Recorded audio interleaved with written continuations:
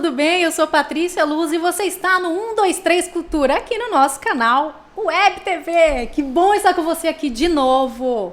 E hoje o nosso entrevistado mais do que especial, gente, Pietro Lara. Ele é ator, ele é palhaço, ele é diretor de teatro, ele é professor. Ele é... Gente, são muitas... Porque você sabe que meus convidados, eles não fazem uma coisa só, eles são multipotenciais, não é? Então, já aproveita agora no começo do vídeo já para se inscrever, curtir, compartilhar, chama todo mundo, já deixa seu feedback aqui embaixo nos comentários, que vai ser muito legal ver a participação de vocês também nos comentários, tá bom? Então, com vocês, Pietro Lara. Olá, querido, como é que você está? Que bom, obrigada. Olá, obrigado, eu quero agradecer o convite, Patrícia, por estar aqui, pessoal da 123 Cultura. E além disso tudo que você falou que eu faço, eu também sou cozinheiro. Olha aí, gente. Dono de casa, babá, pai. Na verdade, eu faço tudo, mas eu não sou bom em nada. E por isso que eu sou palhaço, né? Pietro, e como que foi pra você? Você se descobriu ator, artista? Como foi isso pra você? Desde pequeno tinha essa característica ou não? Você falou, chegou um dia e você falou, opa, acho que é isso que eu quero pra minha vida. Como que foi isso? Não foi desde pequeno, não. Eu acessei as artes com 18 anos. Eu comecei a trabalhar na Fundação de Cultura do Estado e caí lá meio de paraquedas, porque um amigo meu era secretário de Estado e ele me arrumou esse emprego lá. E quando eu cheguei lá, vi aquelas cadeiras tortas, um monte de escultura, quadros. Falei, caraca, esse aqui é o meu lugar. E ele me colocou no lugar certo, porque ele que me percebeu, na verdade, ele viu que eu gostava de me comunicar, de falar com as pessoas, era bem expansivo, bem expressivo, e ele me colocou lá. E aí eu comecei a assistir peças de teatro, os grupos daqui de Campo Grande. Engraçado, uma coincidência, uma sincronicidade do universo, que eu fui levar a minha irmã para assistir uma peça de teatro infantil, isso antes de entrar na Fundação de Cultura. Daí, depois de uns 7 anos, eu entrei nesse grupo para fazer essa mesma peça. E quando eu estava lá dentro do grupo, que é o Grupo Cia das Artes, quando eu estava lá dentro do grupo, vendo os arquivos das fotos das apresentações, estava lá eu e minha irmã assistindo a peça e eu estava já fazendo parte do grupo. Então eu acessei as artes através da Fundação de Cultura, daí depois eu pedi desligamento da Fundação de Cultura e quis me aperfeiçoar no meu trabalho artístico, no teatro. Comecei como contra-regra. O primeiro grupo que eu fui contra-regra foi do Maracangalha, do Fernando Cruz. Mas eu já comecei como contra-regra, mas já queria estar na cena, meu objetivo era estar na cena. E logo depois também o Fernando me deu a oportunidade de começar como ator. E aí fui seguindo, comecei no teatro de rua, depois passei pelo teatro de formas animadas, pelo grupo Cia das Artes, pelo grupo Arte Riso Companhia de Animação, que é do Marcos Moura também, outro artista daqui, a Cia das Artes da Ramona. Então eu me iniciei com essas pessoas, com o Fernando, com o Ramona, com o Marcos Moura. E eu estava no Maracangalha, depois que eu me tornei ator de teatro de rua, não sei se eu me tornei, mas que eu estava apresentando. Não sei se a gente se torna um dia ou se a gente nasce assim. Eu decidi que queria ser palhaço. E aí um belo dia cheguei no grupo lá e falei, olha, eu vou começar a trabalhar com palhaçaria agora, quero ser palhaço. O pessoal, mas você vai ser palhaço? Eu falei, não, mas você. E aí comecei a me apresentar sozinho. Na verdade, quando eu iniciei no palhaço, eu fiz um duo com a Tamara Prantel, que na época também era minha namorada. Nossos palhaços nasceram junto, o Palito e a Palácia. Depois a gente se separou, terminou o relacionamento, daí terminou o grupo também. Terminaram as nossas apresentações, daí eu segui sozinho. E fiquei um bom tempo trabalhando sozinho, dando aula para crianças também, montando espetáculos infantis. E agora que eu estou me abrindo de novo para esse trabalho com grupos, com pessoas. Mas como que é? Existe diferença se você falar, eu sou um ator, eu sou palhaço? Como é isso? Porque eu vejo também atores que falam, eu sou comediante. Ele já coloca uma coisa assim específica. Sou palhaço, sou comediante. O que você se considera? Você fala, não, eu sou ator. Também sou palhaço. Existe diferença? Porque não é qualquer um que faz palhaço. Eu sou atriz, mas eu não sei se eu faço uma palhaça. Entende? Então, para ser palhaço exige muito mais, assim. O que é? Essa pergunta é uma pergunta muito interessante, uma pergunta que eu já me fiz há algum tempo atrás. Eu sempre achei que nos meus personagens que eu fiz um menino de rua, Eu contava histórias, trabalhava com um ator-narrador muito no teatro de rua. E parece que sempre eu estava representando a mim mesmo, sabe? Trazendo alguma coisa das minhas experiências e botando na cena para o público ver. E nessas apresentações que eu fazia de teatro de rua, eu queria sempre fazer uma gracinha no meio delas. Às vezes coisas que não estavam ensaiadas, que não estavam combinadas, que não... Sabe, coisa que me via na hora, assim, um improviso. Daí eu fazia umas gracinhas na hora, no meio da cena, e sempre as pessoas riam. Dava sabe? certo. Dava certo. E aí eu fui gostando disso, Falou, entendeu? Opa! E aí eu tinha esse sonho de fazer palhaçaria, de ser palhaço, porque eu assistia algumas apresentações de palhaço e eu ria muito, rolava de rir. E algumas vezes as pessoas me pegavam também para ir lá no meio, assim, me faziam passar vergonha, entendeu? E você adorava, né? Ou não? Não, na hora eu ficava morrendo de vergonha. Ai, dá uma vergonha, né? Não sabia o que estava... Porque você não tem controle da apresentação, do que vai acontecer. Show de palhaço é uma coisa incrível. E os caras te expõem, né? Te expõem ao ridículo, né? Daí as pessoas riam, tá tudo bem. Eu falei, cara, eu quero fazer isso que esses caras fazem. Eu quero promover esse riso nas pessoas. E aí comecei a buscar o meu palhaço. E quando eu já era ator de teatro de rua, mas eu sempre achava que eu interpretava eu mesmo, mas eu não comentava isso com as pessoas, também era uma coisa mais interna minha, e que eu fui descobrir lá depois, mais pra frente, né? E quando eu tomei essa decisão de ser palhaço e sair do grupo, comuniquei ao grupo, eu perguntei para esses palhaços que eu assisti, que eu tinha contato deles e tal, nos tornamos amigos, como eu poderia ser palhaço? E a receita que eles me deram foi a seguinte, você coloca um nariz e vai pra rua. Eu falei, caraca, tem que precisar de coragem. Então eu preciso testar, preciso praticar. E eu fiquei colocando esse nariz e indo pra rua, fiz isso durante muitas vezes. E sempre em busca desse personagem palhaço, entendeu? Que nunca me chegava. Ele nunca me chegava, o personagem palhaço. Eu tava em busca dele, tava experimentando, mas ele não chegava. Porque eu imaginava um personagem. Uhum. E aí um dia eu fiz uma oficina com o Tchaikovsky, que é um palhaço argentino que já percorreu o mundo. Ele tem um livro que se chama Manual Prático do Palhaço de Rua, que eu comprei. E na oficina ele falou assim, o palhaço é você mesmo. Não existe personagem, é você de uma forma mais caricata, é você de uma forma ampliada, de uma forma exagerada. Nossa, aquilo foi uma libertação para mim. Porque eu sempre estava em busca do personagem e não conseguia encontrar. Aí eu relaxei. Quando eu relaxei, descobri que era eu brincando, me divertindo, um brincante, fazendo palhaçada, fazendo piada, fazendo zoação. E aí ele se apresentou. Aí as coisas começaram a acontecer para mim. Não que elas já não estavam acontecendo, mas ali a coisa se tornou mais real. Aquilo, sabe, me deu mais propriedade para ir para rua. Eu já tinha maior consciência do que eu estava fazendo. Então não ficava buscando fazer uma voz, não ficava buscando fazer um andar. Se viesse a voz, se viesse um andar, ok, mas eu não estava em busca disso, não estava construindo uma coisa fake. Não, eu estava trabalhando com o material que eu tinha mesmo. Uhum. Isso para mim foi muito potente, por isso que eu gosto do palhaço. Então, e um outro detalhe do palhaço também é que ele é o pior ator do mundo. Ele pode fazer as coisas assim, sabe, mal feitas. Brincar com isso. Ele vem do erro, né? Ele vem do erro, ele pode errar, entendeu? Então isso é uma coisa que eu gosto muito. As coisas que acontecem na minha peça, que as pessoas riem, que eu acho que é mais divertido, é sempre a coisa que acontece ali naquele momento. Não são as coisas que são ensaiadas. Eu tenho o pré-texto, o pré-roteiro, mas a diversão mesmo acontece quando eu tô ali na frente do público, com esse improviso, sabe? As coisas não marcadas. Gente, é incrível. Para quem não sabe, a menor máscara do mundo é o nariz de palhaço, né?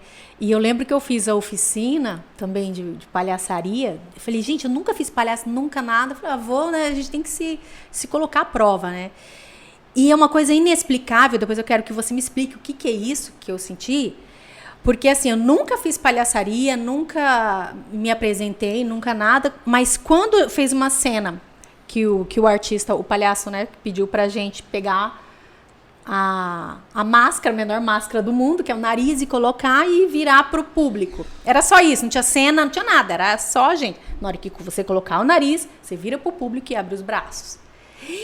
Quando eu falei, gente, mas que bobagem, só isso, né? Nossa, julgamento, né? Falei, nossa, tá, vou fazer, né? E aí, quando eu fiz isso, coloquei o nariz, na hora que eu olhei pra plateia, assim, abriu os braços, né, o pessoal da oficina, eu falei, gente, o que tá acontecendo? Me deu uma crise de choro. Aí eu falei, mano, que isso? E aí, isso que você tá falando faz muito sentido, porque, assim, era eu ali me libertando, sabe? Naquele momento, o que aconteceu? Olha que coisa louca, gente. No meu inconsciente estava assim, eu desde pequena, eu tinha pavor de palhaço. Tinha medo. Né, porque os palhaços me assustavam muito, eu não gostava. E de repente eu me coloquei naquele lugar e eu falei, gente, o que está acontecendo? Então o palhaço, ele também, ele, querendo ou não, ele é terapêutico pro ator, porque pro público ele é. E pro ator também. Por isso que ele dá certo. Nossa, é terapêutico demais. Eu tenho uma... Depois eu fui construindo os meus conceitos de palhaço, né, a minha forma de palhaçaria, que é tudo muito pessoal, você vai pegando as referências, as informações, mas você também vai construindo a sua própria história, o seu próprio personagem. No caso do meu palhaço, ele se chama Palito Incendeia Estúpidos o Bobo Terceiro. Tudo isso? Tudo isso. Da Silva não tenho da Silva. Bom, pelo menos o nome eu acho legal, né? As apresentações não sei. Mas aí, quando eu comecei a construir o meu palhaço e ele começou a vir pra mim, quando eu me vestia, né? Eu colocava esse personagem, colocava um nariz, colocava um sapato. Ai, é muito legal. É como você vestir uma armadura. Quando eu visto o Palito mesmo assim, que eu trago esse estado de presença, eu sinto que tem uma divindade do riso comigo. Nem parece eu, sabe? Que é uma força maior que me toma. Então essa máscara, só de você colocar esse pequeno nariz de plástico, ele já te dá um outro estado, ele já te dá um outro efeito, ele já te traz uma brincadeira. Ele já expõe toda a sua fraqueza humana, entendeu? Ele desnuda a sua alma, os seus medos, ele expõe seu lado ridículo. E é isso, quando eu comecei eu tinha esse orgulho, essa vaidade de sempre estar bonitinho na cena, sempre estar perfeito, sabe? Ai, será que eu tô bom nessa foto? Não. Mesmo. E o palhaço não, cara. Vamos começar mostrando esse lado feio seu. Eu tinha um problema com a minha magreza e demorei muito para aceitar essa minha magreza. Eu só consegui aceitar ela com um palhaço, tanto que ele se chama Palito. Ah, é por isso. E aí... E ele surgiu assim, o nome Palito, que minha mãe sempre me falava assim, meu filho tá um magrinho, parece um palitinho. A mãe falando isso pro filho. Meu Deus. O trauma já começou em casa, entendeu? Gente do céu. O trauma já começou em casa. Então o palhaço ele é terapêutico por conta disso, porque ele vai mostrar o seu lado ridículo. Se tem um careca lá na plateia, muito provavelmente o palhaço vai dar um beijo na careca dele. Isso é maravilhoso, entendeu? né? Sabe? Porque é o erro, ele foge do padrão. Então por isso que a gente ri. Porque o palhaço, ele mostra tudo que a sociedade esconde. Exatamente. Então, por que sou eu? Porque a gente, na rua, a gente não é a gente. A gente tá com o personagem, tá com maquiagem, tá com aquela coisa, postura. Mas como é você, de fato? Você vulnerável, dando risada alto, falando alto. Sabe? Então, o palhaço, ele te traz a liberdade, né, de ser. Isso é incrível. Isso é maravilhoso. Tanto que eu começo a minha apresentação de palhaço, eu já começo falando assim que é mais pesado que o exoesqueleto de uma cigarra, entendeu? Já começo fazendo umas brincadeiras assim, que é para desconstruir, já mostrar que, tipo, tô brincando com isso. Enfim, daí com o palhaço mesmo, foi quando eu comecei a aceitar o meu corpo, e a perceber que o meu corpo ele tem uma potência que é a própria dele, entendeu? Que ele tem uma qualidade que é a própria dele. E eu comecei a explorar essa qualidade, comecei a fazer piada disso, e as coisas começaram a dar certo. Que legal. E aí o público vendo que eu faço piada disso também, de me exponho, sabe? Ele fala assim, puta, também tem um negócio aqui que eu posso me expor, que eu posso brincar, sabe? Tornar as coisas mais leves. O palhaço, ele tropeça, ele cai, ele se machuca, ele se ferra, para que o público possa dar risada. Então a gente assumir também as nossas próprias quedas, né? Que a vida ela vai ter muitas quedas, a gente sempre vai estar tropeçando. Isso faz parte do processo de evolução. Uhum. E aí eu fui ler um livro que fala sobre a psicologia masculina, que ele fala que o processo de cura do homem ele está relacionado com um momento que a gente começa a brincar com os nossos medos, com as nossas fraquezas. Eu falei, caraca, o palhaço faz isso.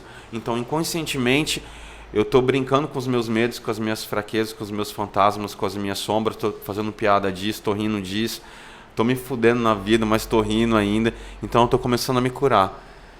E aí tudo foi começando a fazer sentido pra mim, entendeu? Eu falo que o palhaço, ele é um médico da alma, sabe? Do espírito. Assim como a arte também, né? Considerar a arte bem terapêutica, desenhar, cantar, dançar, interpretar, sabe? Você criar novos personagens pra sua vida, pro seu cotidiano, pra, né, sair do tédio, sair da rotina, enfim. Sabe o que você me trouxe uma coisa assim? Porque você também é professor, né? Você é professor de arte, você trabalha também com os pequenos. E quando você me falou dessa coisa da aceitação do corpo, me veio muito essa questão do bullying, né? Que as crianças sofrem. Ah, porque é gordinho demais ou porque é magrinho demais. Isso seria um bom recurso para se usar também em sala de aula, para que as crianças aceitem as diferenças que elas são, e ao invés de usar o bullying, aquele é gordinho, então vamos trabalhar esse seu gordinho. Magrinho, vamos essa magrinha. Eu tenho um menino de cabelo comprido, que legal.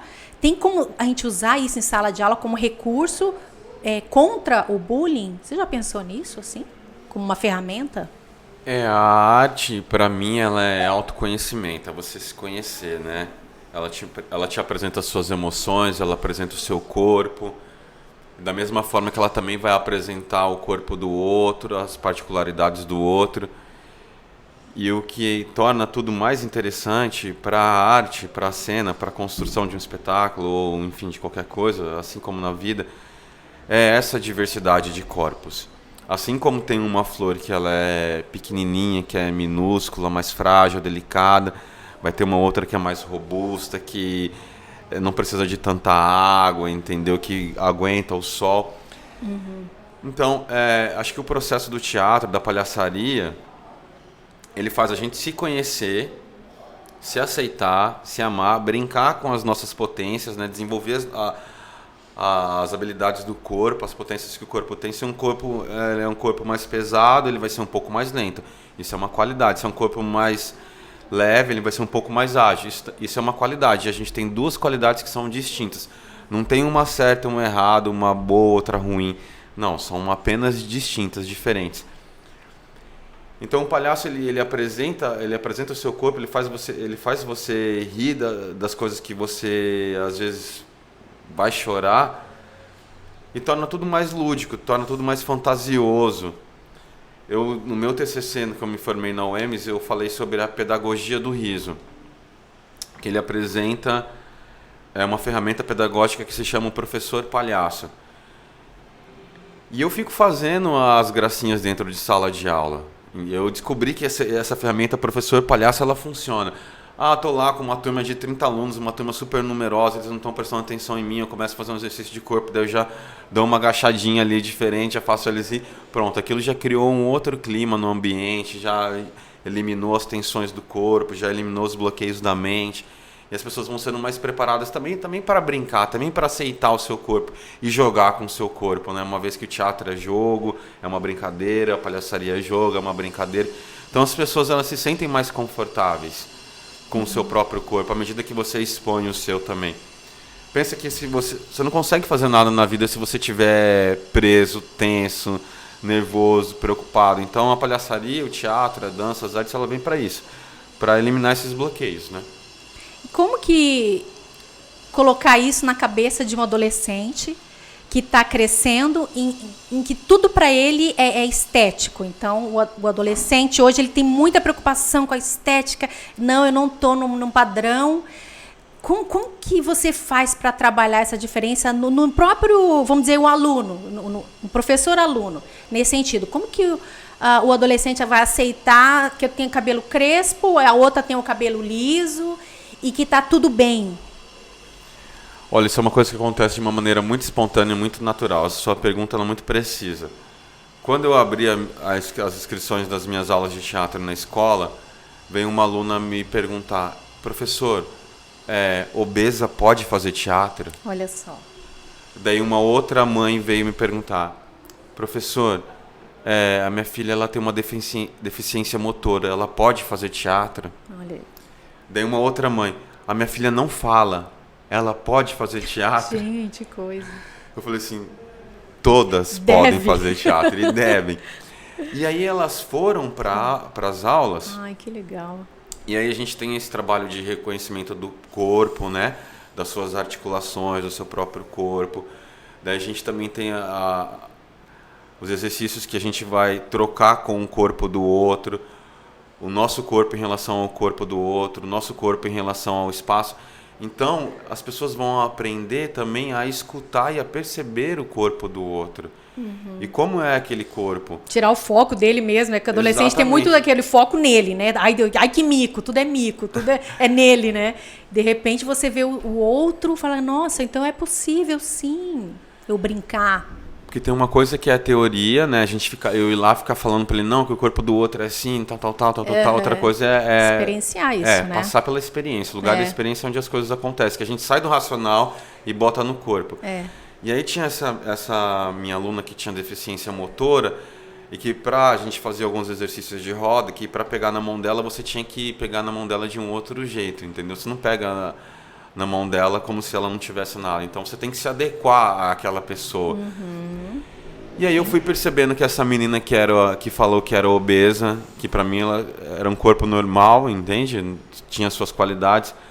Ela começou a se vestir melhor, a apresentar a imagem do corpo dela melhor, entendeu? Ela começou a falar melhor. Eu percebi que ela começou a se amar, começou a se cuidar mais. E aceitar a imagem dela e mostrar a beleza do corpo dela, entendeu? Que lindo. Essa menina que ficava em silêncio já começou a falar nas aulas. Ai, que legal. Já começou a ter mais amigas também na hora do intervalo. Já começou a se expressar mais. A arte cura, gente. A arte cura, poderosíssima. Cura. E como que você vê... E essa outra, só para fechar aqui, essa outra que tinha essa deficiência motora, eu percebi também que ela foi desenvolvendo uma maior confiança nos movimentos dela, no gesto dela, entendeu? Pela aceitação, né? Porque você vem pela aceitação primeiro do que eu... Né, vamos dizer assim, que considera não é uma especialidade, vamos dizer assim, né? De repente eu tenho que aceitar esse corpo, esse meu jeito, aí eu vejo o outro, eu tenho que aceitar o outro, e aí eu tenho que aceitar o grupo também diferente. Então são 3 vertentes, né? Eu tenho que ver o outro, o nós, né? E eu falei, cara, e como que eu estou inserida nesse nós? Então, eu acho muito interessante você falar isso, porque a importância da arte na escola, né? Que as pessoas acham, para que arte? Não precisa de arte, não, escola. Né? Para que teatro? Para que música? Para quê? Então, a gente está mostrando aqui, que lindo ouvir isso, né? A importância da arte, sim, no desenvolvimento da criança, no desenvolvimento humano, na sensibilidade, por mais arte no mundo, né? Então, que nunca se perca, não é? Sim, e a gente só conseguiu chegar nesse processo porque eu iniciei esse processo lá atrás de aceitar o meu corpo. Passou por você primeiro. Passou por mim, a arte me trouxe isso, e daí depois eu comuniquei isso para os meus alunos, assim, e tudo de uma maneira subjetiva, sabe? De uma maneira sensível, sem a gente teorizar, sem forçar nada. Tinha dia que a aluna não queria falar, ok, hoje você não quer falar, você não tem essa fala. obrigação, não. Né, de... Hoje eu não quero fazer aula. Então senta aí, observa, que você também vai aprender observando, escutando também. E o artista, Pietro, eu vejo que o artista ele é um canal, um ser divino que veio para realmente transbordar para o outro. Porque senão todo mundo seria artista. Então, não é todo mundo que é artista. Então, quando se é artista, eu percebo assim, que o divino passa através de você e você tem que alimentar pessoas. E aí, nisso, veio a espiritualidade na sua vida. O que é arte e espiritualidade? É uma religião? O que é isso? Olha, acho que o meu primeiro contato com a espiritualidade foi através da arte, quando eu estava em cena e as coisas aconteciam em cena e eu falava, cara, isso aqui não sou eu, parece que é Deus que está fazendo isso, entende? Essas gracinhas que eu fazia lá, que as pessoas iam, sabe? Uma coisa que me vinha na hora, uma inspiração divina, eu fazia e dava super certo. E eu sentia que não era eu. Em um determinado momento da minha vida, eu recebi um chamado para trabalhar num terreiro de Umbanda, como um médium. É importante falar também da espiritualidade, que eu acho que a espiritualidade é um caminho também de cura, assim como a arte. E eu gosto de trabalhar com os dois juntos. E aí, quando eu recebi esse chamado para trabalhar no terreiro de Umbanda, foi exatamente no momento que eu também decidi ser palhaço, que decidi sair do grupo do Maracangalha, pedir permissão, a licença para sair do grupo e seguir como palhaço. porque eu meio que sentia que era Deus que estava me animando, Deus que estava me inspirando. E a partir daquele momento, eu coloquei a minha arte a serviço da cura das pessoas e da minha própria também. Tem muitos palhaços, muitos comediantes, uma frase que é muito usada do Charlie Chaplin, que eles utilizam essa frase, que é: rir é o melhor remédio. Né? Porque ao rir a gente trabalha os músculos do rosto, relaxa essa musculatura, essa face, relaxa o nosso corpo, libera os hormônios da felicidade, da alegria, do prazer, do bem-estar, da paz. Então eu falei, eu quero promover isso nas pessoas, eu quero começar a curar as pessoas. E eu também estava em busca da minha cura, e sem saber que para a minha cura chegar, né, eu sendo um homem, e aí segundo a psicologia masculina, eu precisava descobrir o palhaço que habitava em mim. Então estava tudo meio que interligado. E aí eu comecei a montar também um outro espetáculo que falava sobre as vozes da natureza, porque eu comecei a escutar essas vozes, e aí eu quis trazer isso para a cena. Então um menino, ele estava na sala de aula, ele escrevia poesias, esse é o espetáculo que eu montei na época. Ele escrevia poesias, e aí ele sofreu bullying dentro da escola, as pessoas começaram a zombar dele por causa das poesias, ele saiu correndo para o bosque. Daí lá no bosque ele começa a ouvir vozes nesse bosque. Vozes começam a comunicar com ele, trazendo umas mensagens, e uma das mensagens era de um riozinho que queria chegar no mar. Que o rio, para chegar no mar, ele precisava se transformar em vapor, em nuvem e chuva para chegar no mar. Mas o rio não queria deixar de ser rio, de deixar de ser quem ele era. E essa é a grande moral. Que lindo.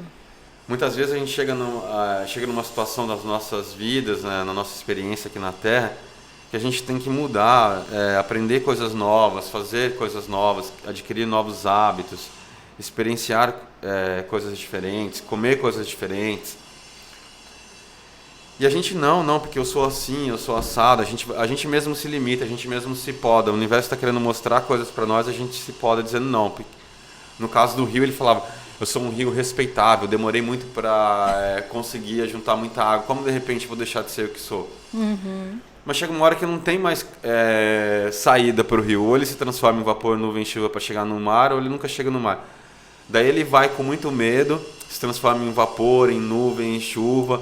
Quando ele está no caminho do céu, ele vê muitas coisas, pensa que está ficando louco, quer voltar a ser fiozinho de água, mas já não dá mais. Gente, que legal. E aí ele chega no mar como uma chuva grossa e quente.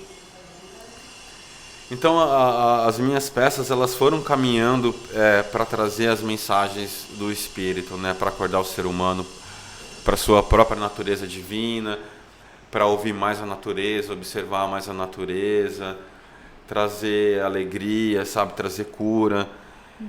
Durante um tempo eu fiquei trabalhando com espetáculos que eram muito densos, que falavam de muita dor, de sofrimento, de pessoas que estavam à margem.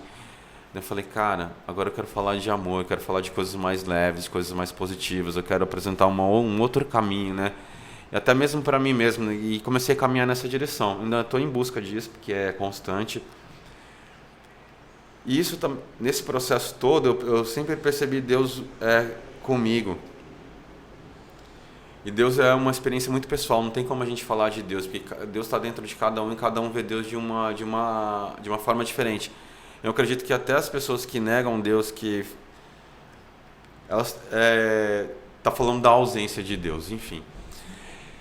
Então eu tento trabalhar no meu espetáculo assim, essas mensagens, sabe, de uma maneira subjetiva, que vai trazer também coisas do inconsciente da pessoa também, para ela refletir sobre a sua própria vida, sobre as suas próprias escolhas, sobre os seus próprios caminhos. E é isso, a espiritualidade ela está presente em todos os lugares, acho que independente de religião. E acho que com a arte, como a arte ela tem esse poder de abrir o nosso canal, né, de expandir a nossa consciência, de eliminar os bloqueios da mente, do corpo, no sentido de que você pode fazer qualquer coisa na sua vida. Ela ajuda também a espiritualidade como uma ferramenta, né, como se fosse um canal de acesso às pessoas. Uhum. E você, Pietro, sempre, eu percebo assim, você sempre se colocou à prova, né? Olha só, você estava na Fundação de Cultura, e aí você falou, não quero mais isso, eu quero outra coisa, vou fazer arte, vou ser ator. Ah, agora eu sou ator, tá, mas agora eu quero outra coisa, agora eu quero ser palhaço. Ah, tá, mas aí do palhaço eu sou espiritualista. E de repente, agora você também se encontrou na direção. Você estava atrás do bastidor, agora você está atrás. Como que é? Você sair da cena, vamos dizer assim, à frente, e agora você está diretor. Existe diferença de você estar na cena com o público e você, na direção, você vendo os seus atores trabalhando? Como que foi esse processo para você? Quero ser diretor também de teatro. As peças que eu criei de teatro, de palhaço, de contação de histórias, elas me vieram prontas. Eu trabalho num terreiro como um médium e acredito muito na mediunidade. Eu sei que eu sou um canal de Deus, um instrumento de Deus, e me coloco nesse lugar assim de uma maneira anônima, né? No meu dia a dia, minha filosofia de vida. E quando eu quis ser palhaço, eu tive um sonho com palhaço, assim, já estava lá, já aparecia lá eu na cena, apresentando com as pessoas. E esse processo de eu me tornar diretor, ele não foi um processo assim, no qual eu falei assim, eu vou ser diretor de teatro agora. Não, eu recebi um convite de uma amiga minha, que foi minha professora na universidade, para a montagem de uma peça, no qual eu seria o diretor. Falei, bom, o universo está me trazendo essa informação, o universo está querendo me testar, né? Está querendo me colocar à prova. Eu falei assim, então vou aceitar, se o universo está me trazendo isso. E foi durante a pandemia, onde eu estava meio parado, a gente estava todo mundo muito parado, a gente, sabe, com aquela energia baixa em casa, sem aquele movimento, né? Sem sair muito de casa, ver o sol, as pessoas, sem a criatividade também, né? A gente fica meio... Sem inspiração, né? Porque a inspiração, ela tá na natureza, ela tá nas pessoas, ela tá na troca. E você querendo expressar tudo aquilo e aquilo lá. Daí ela me chamou para ser diretora. Eu falei, talvez seja a minha hora, talvez o universo está querendo me testar mais uma vez. E eu já tinha dirigido espetáculos infantis, já me autodirigi, já tinha dirigido algumas comissões de frente de carnaval. E eu sei que eu tenho esse perfil de diretor, assim, de liderança, de ir lá e fazer, correr atrás, de mexer o doce, não ficar parado, entendeu? Precisa disso, daquilo. Eu vou lá e consigo. Enquanto eu não conseguir, eu não paro. Então, quando chegou essa proposta de ser diretor, isso já estava meio que dentro de mim. Já. Eu acho que foi até um processo de amadurecimento, sabe? O universo falou, agora você está pronto para isso. Deus falou, você está pronto para isso. Foi tudo um processo mesmo, foi uma escadinha, né? Uma construção. Comecei como contra-regra. Aí, foi mesmo. Cheguei agora como diretor. E nesse meu processo de diretor, que eu estou agora montando uma peça que se chama Ensaio sobre a Mentira. Grave o nome dessa peça, inclusive a Patrícia está na peça, tá, gente, como atriz. Sim. Excelente atriz. Então foi mais um desafio. Eu não me considero que eu estava pronto, mas que o universo me trouxe isso e de alguma forma eu estou me preparando, né? Estou crescendo nesse processo. Mas eu gosto, porque eu gosto de ser... É como se eu sempre me sentei assim para ver as cenas do teatro acontecendo, sabe? De ficar criando na imaginação, na mente. Mas tipo assim, você se vê nos personagens? Você tem essa visão de direção? Como é que é? Tipo, é a sua ideia lá e você se vê naquilo, você se projeta ali? Eu me via naquilo, entendeu? Só que agora é muito mais fácil eu só ver e não precisar estar fazendo, entendeu? Eu tô mais é mais fácil, você acha? É mais fácil porque agora eu não estou em duas funções de ver e fazer, né? Agora eu estou só vendo. Eu estou vendo e estou preparando os caminhos para isso acontecer. Sim. E eu também recente me formei em artes cênicas. Eu acho que mais uma vez o universo falando assim, vamos colocar à prova agora o seu conhecimento, aquilo que você adquiriu com toda essa experiência da faculdade, da prática, do trabalho no terreiro, na espiritualidade. Então eu estou juntando todo o conhecimento que eu tenho para construir essa peça. E eu me vejo como um diretor, assim, muito de processo colaborativo, sabe? Sim. No caso, você é a atriz criadora que vai me trazer as coisas, que vai criar, que a gente vai criar junto. Não me vejo com aquele diretor isolado dos atores ali no canto, escrevendo, sabe? Traz as coisas prontas, mastigadas para o ator. Eu quero isso. Não. A gente vai criar essa peça junto. A parte da sonoplastia a gente vai trocar, a parte do figurino a gente vai trocar. E todo mundo tem muita liberdade para criar, para fazer dentro da sua função, dentro do projeto, sabe? Isso dá uma liberdade, né? É um processo de amadurecimento. Acho que até para eu me tornar essa pessoa que vai puxar o trabalho, que vai ser esse líder, eu precisei aprender a me relacionar comigo mesmo, a cuidar de mim, sabe? A organizar melhor os meus sentimentos, os meus papéis, as minhas roupas, a minha casa, para depois poder organizar uma peça, entende? E também tem um exercício de humildade aí, né? Porque você deixa de ser aquele, vamos dizer, aquele diretor que só manda o ator fazer, vamos dizer assim, e de repente você tem a criação conjunta ali. Então é um exercício de humildade também, né? Falar, humildade não tô total. Aqui. A gente tá junto. Isso é muito bacana. Nessa obra, a gente está iniciando esse processo de montagem, mas uma coisa que eu vou deixar bem claro, que eu quero não só deixar claro, mas eu vou criar estratégias e caminho para que as pessoas sintam isso. Para elas entenderem que essa obra também é delas, que essa obra não é nossa, entende? Uhum.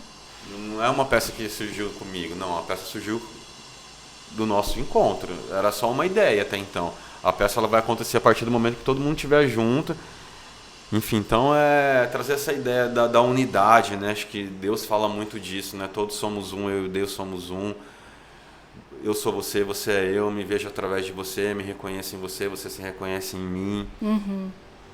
É um exercício de humildade mesmo, de saber escutar o outro, de saber perceber o que o outro tem para dar, entendeu? Quais são as qualidades daquele corpo.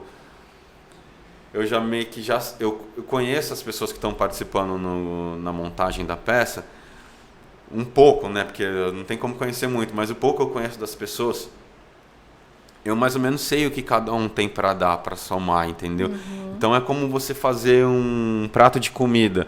Coloca vários ingredientes, vários temperos, e cada pessoa é um tempero diferente, e é um tempero muito especial que você não acha em qualquer lugar. Não, e esse espetáculo, não sei se você já pode falar um pouco dele, assim? Sim. Ensaio sobre a mentira. Então é muito interessante. Por que você pensou em trabalhar a mentira? Como assim? A gente mente o tempo todo, os seres humanos estão mentindo, então somos falsos o tempo todo? Como que é isso? Como você vê isso? A mentira ela chegou até mim quando eu atingi um certo nível de autoconhecimento, que eu tive que ficar muito tempo sozinho, que foi na pandemia, né? Deus me deu essa oportunidade para as pessoas de ficarem sozinhos e de se conhecer. Uhum. Eu percebi que eu contava várias mentiras para mim. E me fazia procrastinar várias coisas na minha vida, em relação a sonhos, as minhas metas, os meus desejos. E desde coisas muito simples, entendeu? A coisas assim maiores e mais complexas. E aí eu percebi que eu me incomodava com coisas que as pessoas faziam, que eu também fazia, que era mentir. Às vezes eu cobrava a pessoa de estar mentindo para mim, mas eu também mentia para mim, eu também estava mentindo para as outras pessoas em consequência disso. Então eu considero que a mentira ela é bem tóxica, sabe? Mas como saber que você está mentindo? Porque também você tem que ter uma autopercepção muito grande para saber, para admitir. Fala, cara, eu tô mentindo. Aí é que entra a percepção, aí que entra você. Eu comecei a perceber isso a partir de um relacionamento meu que eu tive, que no relacionamento a gente parece que tudo fica mais evidente, né? As nossas fraquezas, nossas qualidades, nossos defeitos. Tudo vai aflorando, o outro ele é como um espelho. Esse espelho também é um outro símbolo que a gente vai usar muito nesse espetáculo do ensaio sobre a mentira, porque o espelho é um símbolo de magia, é um símbolo de espiritualidade, é um símbolo de cura, e é onde eu me vejo também. Então eu preciso muito me olhar, se distanciar de mim mesmo, começar a me olhar, ver as coisas que aconteceram na minha vida, comecei a estudar isso, perceber por que as coisas estavam dando errado, por que as coisas não iam para frente. Sabe, é um processo de autoanálise mesmo, muito grande, muito profundo. Uhum. Eu digo que o que a gente vê é só a ponta do iceberg, sabe? Tá lá, só aquela pontinha assim, mas por baixo tem muito iceberg. Pra gente descobrir as coisas, a gente precisa fazer esse mergulho profundo dentro de nós mesmos. E aí é preciso estar sozinho. É preciso de um momento de solitude, de solidão ali. Mas nem todo mundo tem coragem. De investigação. É preciso coragem para se autoconhecer. Exatamente. Daí vem o negócio da fuga, né? Quando a gente não quer encarar a verdade, a gente vai pra fuga. Daí os ciclos eles ficam se repetindo.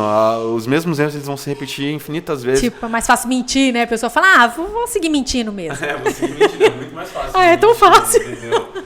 É muito mais fácil, mas se encarar, se olhar no espelho e falar, cara, você é um mentiroso, você é medroso, você é isso, você é aquilo, você é ciumento, você é possessivo. É uma liberdade isso, quando você se descobre essa pessoa, não é? É que a pessoa acha que é ruim. Nossa, eu tenho inveja. Nossa, a pessoa acha ruim, mas que maravilhoso. Isso te liberta. Não, é engraçado porque às vezes eu ficava estressado, às vezes ficava nervoso, entendeu? Enfim, perdi o controle sobre mim mesmo. E eu não me reconhecia como essa pessoa, era como se aquilo não fosse meu. É como se eu falasse assim, não, eu não sou aquilo, entendeu? Isso é o processo do despertar, né? Ou seja, você estava acordando ali. É como se você fosse outro personagem. É muito louco, né? Você começa a ver dois vocês, você fala, opa, é isso aí que você está falando. Não, mas não sou eu. Não, mas é você também. Não, mas por que eu sou? E aí você começa a se autoconhecer. Ah, tá, eu tenho essa façanha. Eu posso, aquele tal do diabinho, eu tenho o bom e tenho o mal. Que lado eu quero alimentar mais? E aí eu precisei aceitar que eu também perdi a cabeça, entendeu? Que eu também errava muito, que eu também era fraco, enfim. E não foi fácil, e na verdade ainda estou nesse processo, né? Porque ele não acaba, a gente não muda. Daí eu comecei a me aceitar, o meu lado ruim, sabe? Que às vezes a gente quer camuflar isso das pessoas. Ai, não quero que fulano saiba disso. Por exemplo, as redes sociais a gente só... Mostra o bonito. Posta legal. O dia que eu tô chorando, triste pra baixo, o dia que se eu xinguei alguém, eu não vou postar nas redes sociais que eu xinguei alguém, que eu falei mal de alguém, entendeu, cara? Acabei de estourar aqui, gente. Gente, eu acabei de quebrar um negócio aqui em casa, mas tá tudo bem. Eu sou assim mesmo, eu quebro. Eu bati no trânsito, o cara me fechou. Então é um processo de autoconhecimento. O fato de você não mentir, né? Acho que também a gente começa a ser livre, né, para ser quem a gente é e não se importar mais também com o que o outro vai pensar, ou a imagem que as pessoas têm de mim. Não, eu quero construir. Se eu não estou gostando dessa imagem aqui, desse Pietro, então eu vou começar a construir um novo Pietro. Aí é com trabalho, é com autoconhecimento, é com conhecimento, com informação. Eu não desassocio Deus e a espiritualidade desse processo. Meu processo está muito ligado a Deus, porque eu trabalho no terreiro de Umbanda, onde eu atendo as pessoas. Então eu busco estudar muito sobre Deus, não só na minha religião, mas em todas as religiões. Eu gosto de ir em todas as religiões para ver o que cada um fala sobre Deus. Não tem uma... O que é Deus? Deus é indefinível, indecifrável, incognoscível. Não tem como falar sobre Deus. Mas enfim, e o fato de ser homem também, acho que talvez isso seja a maior mentira de todas, né? Essa construção do homem que a nossa sociedade fez, né? Isso estava no meu avô, estava no meu pai, está em mim, sabe? Isso está nos meus amigos, que é uma completa mentira, né? No sentido de que o homem muitas vezes ele está... da forma como a sociedade coloca, da forma como está construída, é um homem que ele tem que estar desprovido de sensibilidade, desprovido de afeto, entendeu? Desprovido de expressar amor, sentimento, desprovido de chorar, não pode chorar, entendeu? Um homem não pode chorar. Quantas vezes a gente já ouviu isso? E aí eu sempre fui uma pessoa muito chorona, sabe? Você estava achando que estava errado, né? Tem uma coisa errada aqui. Daí muitas pessoas também já falavam assim, até dentro da minha própria família, dizendo que eu era homossexual, que eu ia gostar de homens, porque eu era muito sensível. Gente. Você entende? Então até a nossa sociedade ela constrói uma figura de um homem que é o homem que vai para a guerra, o homem que vai para o trabalho, o homem que tem que defender a mulher, defender a casa, entendeu? E é o tipo de homem que eu não me identifico. E você também é um pai, né? Você é pai e mãe, né? Porque geralmente a gente coloca a mulher, a mulher, só a mulher que é mãe, é a mãe solo, a mulher. A gente dá todos os créditos para a mulher. Mas também eu vejo que esse outro lado do homem sensível, que é, vamos dizer, essa masculinidade tóxica que as pessoas falam, mas eu vejo que as pessoas também não olham para esse homem. Falam, gente, existe sim homens que cuidam dos seus filhos sozinhos, sim. Homens que querem... tem outro tipo de homem que a mulher vai trabalhar e ele quer ficar em casa cuidando da casa. Então, eu vejo que a sociedade coloca também o homem numa caixinha de que você não pode sair daquela caixinha de ser o provedor, de ser o pegador, de ser... E se você sai disso, você está errado. Né? Então, você também é muito corajoso também aceitar ser vulnerável à frente da sua família, que a família é a primeira que ataca a pedra, né? E essa força vem da onde? A força para ser vulnerável vem da onde? Eu acho que a gente mostrar a nossa vulnerabilidade, ela nos dá força à medida que também nos deixa vulnerável, entendeu? E é maravilhoso. É contraditório e complexo. O amor, você expressar amor, ele te deixa vulnerável, porque você se mostra, né? Você mostra os seus sentimentos. Mas ao mesmo tempo que ele te deixa vulnerável, ele te dá uma força, porque ele te eleva, entendeu? As mudanças que aconteceram na minha vida foram basicamente a primeiro da arte, depois do palhaço, daí veio o terreiro, daí eu trabalho com a espiritualidade e por último, fechando assim o ciclo, a cereja do bolo, a minha filha. Né, que minha filha nasceu, já fez 4 anos. E aí eu passei também a acompanhar esse desenvolvimento de uma mulher, de um ser feminino. Aí comecei a entender um pouco mais sobre a vida. Né? Você vê uma criança nascendo, uma sementinha ali, ela se formando, você é mãe, você sabe. Então a gente vai aprendendo assim que a vida ela é mais simples. E que a vida, uma criança, um bebezinho recém-nascido, ele requer muitos cuidados. E a gente, na verdade, requer cuidado sempre. A gente não pode deixar a nossa saúde, nossa alimentação. Então eu fui começando a perceber a vida nesses pequenos detalhes, sabe? Deus foi me mostrando isso. Então eu falo que a minha filha é minha professora do amor ainda. Eu ainda sou um aluno, ainda estou como um aluno. Esses seres assim, deixa a gente... Nossa. A gente acha que a gente vai educar a criança, né? Que a gente vai ensinar as coisas. Mas ela, na verdade, nos ensina que é totalmente diferente do que a gente tinha construído, do que nos ensinaram, do que nos mostraram. Então a gente vai reaprendendo, se desconstruindo. Então eu penso que a vida ela é uma desconstrução. E para a gente desconstruir, a gente primeiro precisa reconhecer. Ó, isso aqui não é legal, isso aqui é uma mentira, isso aqui é uma coisa que não deu certo para a nossa sociedade. Isso. E eu fico muito feliz de estar vivendo numa era onde as mulheres elas estão tomando a frente de muita coisa, o movimento do sagrado feminino, da palhaçaria feminina. Então o feminismo hoje ele já não está mais escondido dentro de casa, aprisionado dentro de uma cela, não. As mulheres elas estão surgindo com uma força poderosa, na verdade, que sempre existiu, né? Sempre esteve aí, mas que a sociedade abafava de uma certa forma. E eu vejo muito isso nessa força na minha filha. E eu já crio ela com essa liberdade. Não tem essa questão de brinquedo de menino e de menina. Não tem esse negócio de roupa de menino e de menina. Às vezes minha mãe fala assim, você está vestindo ela com um menino, um guri. É engraçado isso, né?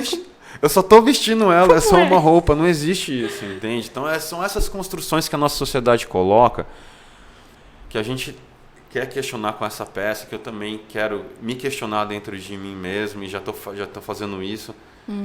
E a gente precisa, na verdade, sempre estar se desconstruindo.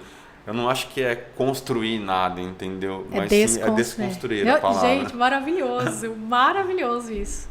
É desconstruir. 1 minuto para pensar. Pietro, que incrível, assim, eu tô assim... Nossa, a gente ficaria horas e horas e horas e horas aqui, né, conversando. O que você...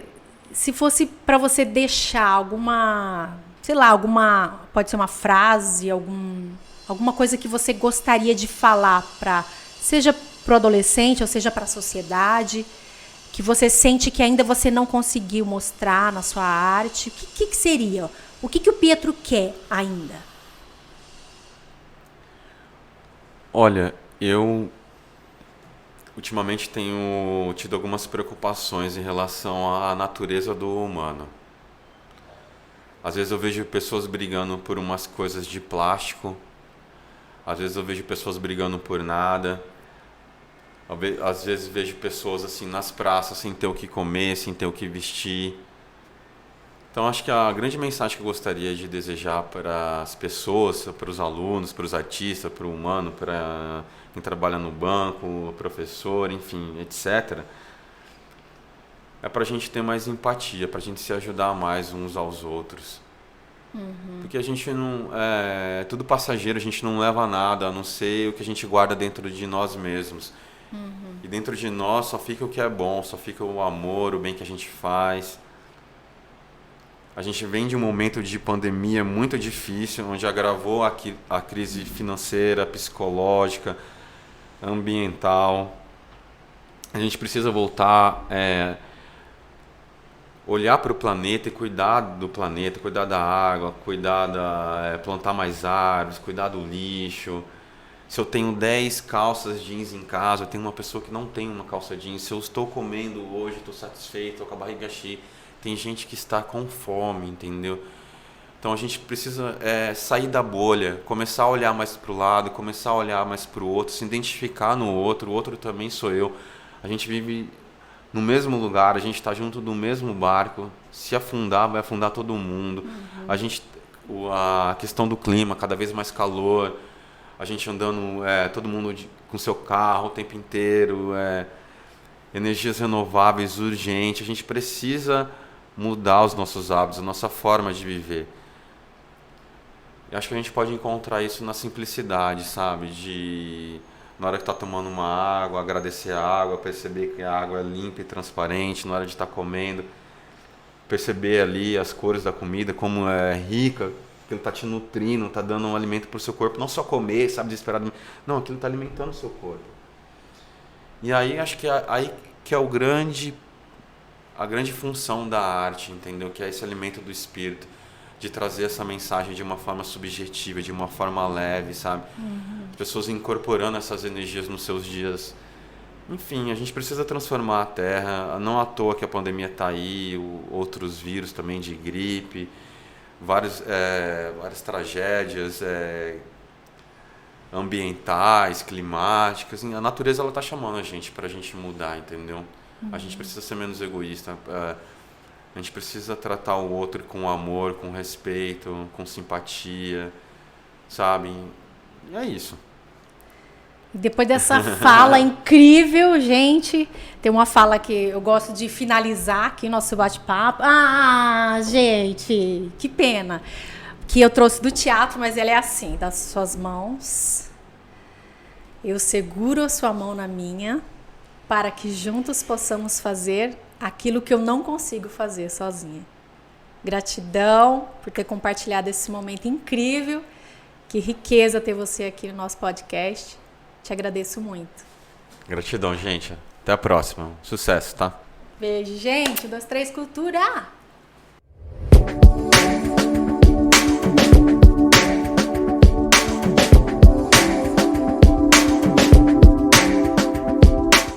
Nesse